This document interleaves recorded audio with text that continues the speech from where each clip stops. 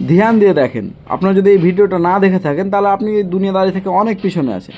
এখানে ট্রাকের সামনে মোদিজি, নীলা কোটে মোদিজি, কালো কোটে মোদিজি এবং পিলা কোটে মোদিজি, আর তাছাড়াও যদি মিস হয়ে যায় তো ওপরে একটা মোদিজি, তারপরে অরিজিনাল মোদিজি। এরপরে যদি কেউ দেখতে না পায় তো প্রত্যেকটা নিউজ চ্যানেলে মোদিজি। এগুলোর জন্য আমরা মোদিজিকে সিলেক্ট করিনি, মোদিজি নিজে এগুলো করে বেড়ায়। ঠিক আছে, এগুলো কিন্তু ফ্রিতে হয় না, এগুলোতে যথেষ্ট খরচা হয়, আর খরচা সব আমাদের ট্যাক্সের টাকা থেকে যায়। ছোটোবেলায় হয়তো আপনারা অনেকে এই কাহিনিটা শুনেছেন যে একটা গ্রামে আগুন লেগেছিল এবং গ্রামের লোকজন আগুন নেভাতে ব্যস্ত ছিল। ও গ্রামের একজন পুরোহিত মন্দিরে গিয়ে পুজো করতে বসলো যে আমি পুজো করে আগুন বুঝিয়ে দেবো।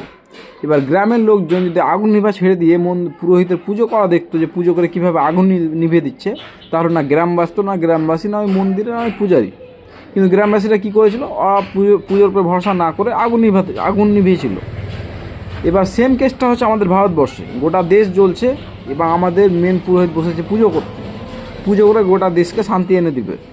আর আমাদের গোটা দেশবাসী পুজো করা দেখছি যে পুজো করে কীভাবে শান্তি আসে।